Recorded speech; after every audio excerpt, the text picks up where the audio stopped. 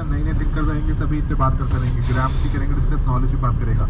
Karishma, charisma gives you power. Charisma is की अगर मेरे पास मेरी पर्सनालिटी ऐसी है एंड आप उससे इन्फ्लुएंस हो जाते हैं। ऐसे कोई रिलेशन नहीं था हमारा कि आप मैं आपका बॉस या आप मेरे कुछ ऐसे रिलेशनशिप में नहीं, कुछ भी नहीं। तो बस करिश्मा ऐसा था कि आपने मेरी बात सुनी, आप मेरी उस पावर के इन्फ्लुएंस में आ गए एंड आपने काम करना शुरू कर दिया। ठीक है, करिश्मेटिक पावर बोलते हैं इसको।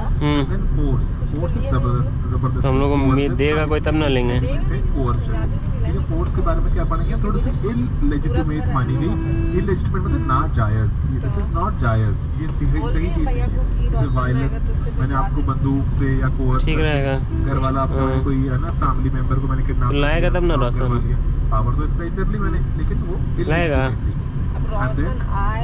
लास्ट इज फोर्स को और अथॉरिटी को कैसे डिफरेंशिएट करते हैं। अथॉरिटी लेजिटिमेट होती है, जायज होती है। अरे अब कल तक वेट करने का टाइम है, वो समझा देंगे। यहाँ पर कोई प्रीस्ट हूँ तो सिचुएशन इक्वेशन नहीं बैठ रहा था वैसा कर दोगे, ठीक है जी, अकॉर्डिंगली। क्योंकि ट्रेडिशनली देखा गया ऐसा, लेट्स से मैं कोई अर्स्टवाइल किंग था, पुराना राजा था, तो आते जाते बात करते हैं इस पे। राजा जी टाइप कुछ भी बोल सकते हो। अकॉर्डिंगली ट्रेडिशनली क्योंकि ऐसा हुआ, लेजिटिमेट माना गया वो, ठीक है जी।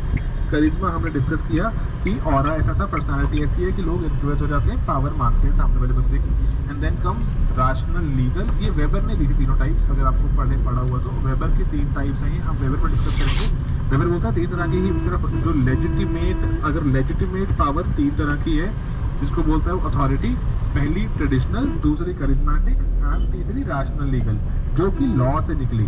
अगर आपने अपनी ऑर्गेनाइजेशन को रैशनली बनाया, उसके हिसाब से ये निकली पावर। जैसे मैं आपका बॉस, ब्यूरोक्रेसी में आपका बॉस, ऑफिस में मैं आपका बॉस, रैशनल लीगल है, मैं आपको ऑर्डर दे रहा हूँ, आपको मानना ही होगा, ठीक है। वो वेबर के हिसाब से 3 तरह की पावर जो है वो लेजिटिमेट है, जिसको वो अथॉरिटी बोलता है। ये है basis of power. And then power के कुछ फीचर भी हैं, छोटी छोटी बातें बस मैं पढ़ा रहा हूँ, आप पेपर में जैसे पूछ सकते हैं आप सबसे।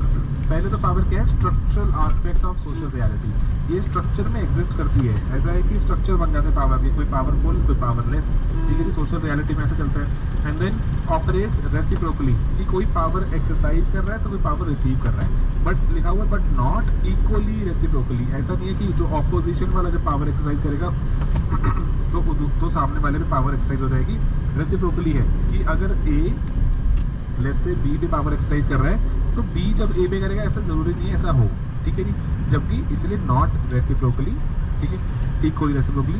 एंड देन रिलेशनशिप मैनर में नजर आती है कि आप ना किसी रिलेशनशिप में बंधे होते हो, उसी के कारण ही ऐसा होता है। आप कैसे भी हो सकते हो रिलेटेड, इवन की जो मोस्ट डिस्टेंट टाइप के हैं, लेट्स से कि कोई फिल्म एक्टर है जो कि बहुत ही आपको सही लगता है देखने में, आपका मन करता है कि कभी वो आपसे मिले, ठीक है जी, आप उसके साथ कुछ वक्त गुजारो, तो वो आपको जो भी काम कहेगा आप करते रहोगे, ठीक है जी। तो वहाँ पे इवन की वैसे वाले रिलेशनशिप में, बड़े करिश्मेटिक रिलेशनशिप में भी क्या पॉसिबिलिटी किसकी हो जाती है, फैन एंड फॉलोअर की।